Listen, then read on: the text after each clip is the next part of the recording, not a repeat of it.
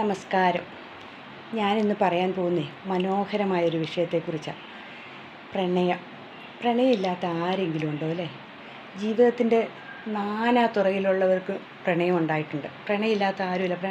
ഞാൻ ആരെയും പ്രണയിച്ചിട്ടില്ല എന്ന് പറയുന്നത് വെറുതെ പറയണം. ആരോടെങ്കിലും ഒരു ഇഷ്ടം തോന്നാത്തവർ ഈ ലോകത്ത് കാണുകയില്ല. അപ്പം പ്രണയം നമുക്ക് എന്തിനോടും ആകാം കേട്ടോ. പ്രകൃതിയോടാകാം, പക്ഷിമൃഗാദികളോടാകാം, കുഞ്ഞുങ്ങളോടാകാം, യുവാക്കൾക്കാകാം, യുവതികൾക്കാകാം, വൃദ്ധന്മാരോടാകാം. നമുക്ക് ആരോട് വേണേലും പ്രണയിക്കാം അല്ലേ? പ്രണയം എന്ന് പറയുന്നത് ഒരു നല്ലൊരു വികാരമാണ്.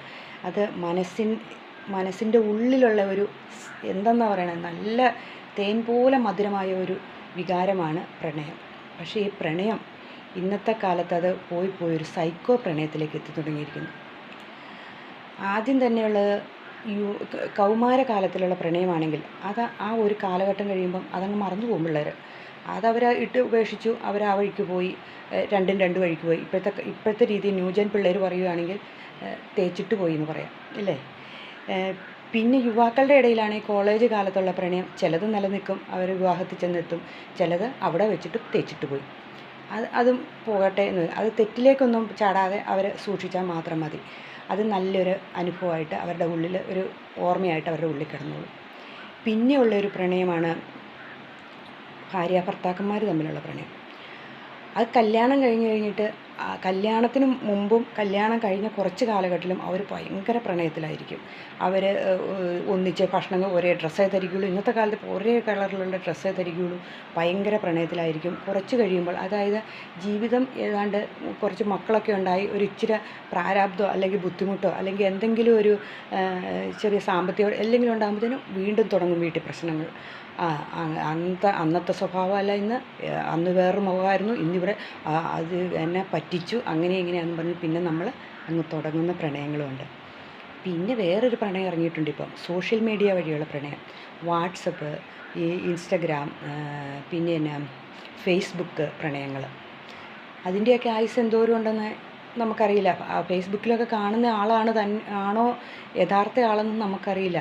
ഫേസ്ബുക്കിൽ കൂടെയൊക്കെ വേറെ ഉള്ളവരുടെ മുഖമൊക്കെ വെച്ചുള്ള ഫോട്ടോകളൊക്കെ കാണുമ്പോൾ അയാളാന്നോർത്തും അല്ലെങ്കിൽ അവളാന്നോർത്തും നമ്മൾ പ്രേമിക്കും. പക്ഷെ അവരാണോ ഒറിജിനലെന്നും ഒത്തിരി അബദ്ധങ്ങളൊക്കെ ഉണ്ടായി എന്നൊക്കെ കേട്ടിട്ടുണ്ട്. അങ്ങനെയുള്ള പ്രണയം ഒരു കമൻറ്റിലോ അല്ലെങ്കിൽ ഒരു പുഞ്ചിരിയിലോ കാണുന്നതല്ല പ്രണയം. ഒരു ഹായ് ഹൂയ് ഒന്നുമല്ല പ്രണയം ഇല്ലേ? അതിൽ ചെന്ന് വീണ് എത്രയോ പിള്ളേർ അബദ്ധങ്ങളിലൊക്കെ ചെന്ന് ചാടുന്നുണ്ട് ഇപ്പോഴത്തെ കാലത്ത്. അങ്ങനെ ഒരു പ്രണയവും ഇപ്പോഴത്തെ കാലത്തുണ്ട്. അതൊക്കെ ശരിക്കും ആലോചിച്ച ശേഷം മാത്രമേ ഒരു തീരുമാനങ്ങളൊക്കെ പിള്ളേർ എടുക്കാവുള്ളൂ. പിന്നെ വേറൊരു സൈസ് പ്രണയം ഇറങ്ങിയിട്ടുണ്ട്, വിവാഹേതര പ്രണയം. കല്യാണം കഴിച്ച് 2, 3 അല്ലെങ്കിൽ 1, 2 ഒക്കെ പിള്ളേരുള്ളവർ പോയി പ്രണയിക്കുക. അതാണ് ഏറ്റവും വലിയ അപകടം. അങ്ങനെ വിവാഹേതര പ്രണയത്തിൽ ആണ് ഈ അടുത്ത നാളിൽ ഒരു ടീച്ചറും ഒരു ബസ് ഡ്രൈവറും കൂടെ പ്രേമിച്ച് ഒരു ടിപ്പർ ലോറിയുടെ അടിയിൽ പോയി കയറി ആത്മഹത്യ ചെയ്ത് അടുത്ത നാളിൽ നടന്ന സംഭവമല്ലേ, ഈ അടുത്ത നാളിൽ നടന്ന. അങ്ങനെയുള്ള പ്രണയങ്ങളും ഉണ്ട്. അതൊക്കെ എന്ത് അപകടം പിടിച്ച പ്രണയങ്ങളാണെന്നറിയാവോ? അങ്ങനെയുള്ള പ്രണയങ്ങളിലൊന്നും പെടാതെ പരമാവധി സൂക്ഷിച്ച് നമ്മളൊരിക്കലും അങ്ങനെയുള്ള ഒരു പ്രണയത്തിൽ പോയി ചാടരുത്. നമ്മളെപ്പോഴും സൂക്ഷിച്ച്, വിവാഹം കഴിച്ചവരാണെങ്കിൽ അവർക്ക് ഒരു എന്നാ പറയണേ, അവർക്കൊരു നിയന്ത്രണ രേഖയുണ്ട്. അതിനപ്പുറത്തേക്ക് അവർ കടക്കാതിരിക്കാൻ ശ്രമിക്കുക. നമ്മളെ ഡിപ്പെൻഡ് ചെയ്ത് ജീവിക്കുന്ന നമുക്കൊരു ഭാര്യയുണ്ടെന്നോ അല്ലെങ്കിൽ ഭർത്താവുണ്ടെന്നോ മക്കളുണ്ടെന്നോ അച്ഛനമ്മ ഉണ്ടെന്നോ ഒന്ന് ചിന്തിക്കുക.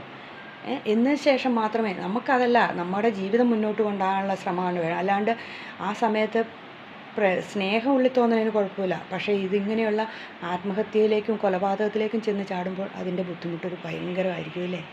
പിന്നെ പ്രണയത്തിന് സമ്പത്തോ അല്ലെങ്കിൽ സൗന്ദര്യമോ വിദ്യാഭ്യാസമോ ജോലിയോ ഇതൊന്നും അത് ബാധകമാകരുത്. കാരണം പ്രണയിക്കുന്നെങ്കിൽ ആത്മാർത്ഥമായ പ്രണയമായിരിക്കും. അതാണ് പ്രണയം. അല്ലാണ്ട് ജോലിയുള്ളവനെ പ്രണയിക്കുകയുള്ളൂ അല്ലെങ്കിൽ സമ്പത്തുള്ളവളെ പ്രണയിക്കുകയുള്ളൂ എന്നും പറഞ്ഞ് ആൺപിള്ളേരും പെൺപിള്ളേരും നിൽക്കുന്ന അത് പ്രണയമല്ല. അത് സ്വത്ത് നോക്കിയുള്ള ഒരു പ്രണയം എന്ന് വേണമെങ്കിൽ, അഭിനയം എന്ന് വേണമെങ്കിൽ പറയാം. പിന്നെ ഇപ്പം എന്തോ ഒരു ആത്മഹത്യ, കൊലപാതകം, മണ്ണെണ്ണ ഒഴിച്ച് അല്ലെങ്കിൽ പെട്രോൾ ഒഴിച്ച് തീ കൊളുത്തുക, പിന്നെ എന്നാ വിഷം കൊടുത്തു കൊല്ലുക. എന്ത് കഷായത്തിനകത്തൊക്കെ വിഷം കൊടുത്തു കൊന്നില്ലേ ആ പയ്യനെ? അങ്ങനെ എന്തെല്ലാം ക്രൂരമായ പ്രണയങ്ങൾ, അത് ഒക്കെ ചിന്തിക്കാൻ പോലും പറ്റാത്ത പ്രണയങ്ങളൊക്കെ ഇപ്പം ഉണ്ടല്ലേ?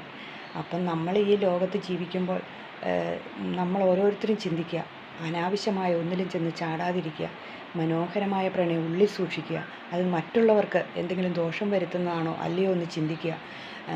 നമ്മൾ ചെന്ന് ചാടിക്കഴിഞ്ഞാൽ കേട്ടിട്ടില്ലേ, ഒരു കിണറ്റിലേക്ക് എടുത്ത് ചാടിക്കഴിഞ്ഞാൽ 1000 പ്രാവശ്യം എടുത്ത് ചാടിയാലും കരകയറാൻ സാധിക്കാതെ വരുമെന്ന് പറഞ്ഞു കേട്ടില്ലേ. അതുപോലെ നമ്മൾ ചെന്ന് ചാടുന്ന ഇത് ഏതവസ്ഥയിലാണെന്ന് 100 പ്രാവശ്യം ചിന്തിക്കുക. അതിൽ എന്നാ പറയണേ, ആ ചിന്തിച്ച ശേഷം മാത്രമേ നമ്മൾ പിന്നെ നമുക്ക് രക്ഷപ്പെടാൻ മാർഗ്ഗമില്ല. അപ്പം നമ്മൾ 100 വട്ടം ചിന്തിച്ച ശേഷം തീരുമാനങ്ങൾ എടുക്കുക. എല്ലാവർക്കും നല്ലൊരു ദിവസം ഞാൻ ആശംസിക്കുന്നു. നിങ്ങൾക്ക് എൻ്റെ കൊച്ചു വീഡിയോ ഇഷ്ടമായെങ്കിൽ നിങ്ങൾ ലൈക്ക് ചെയ്യണം, കമൻറ്റ് ചെയ്യണം, സബ്സ്ക്രൈബ് ചെയ്യണം. ഓക്കെ, നാളെ ഞാൻ വേറൊരു വീഡിയോ ആയിട്ട് വരാം.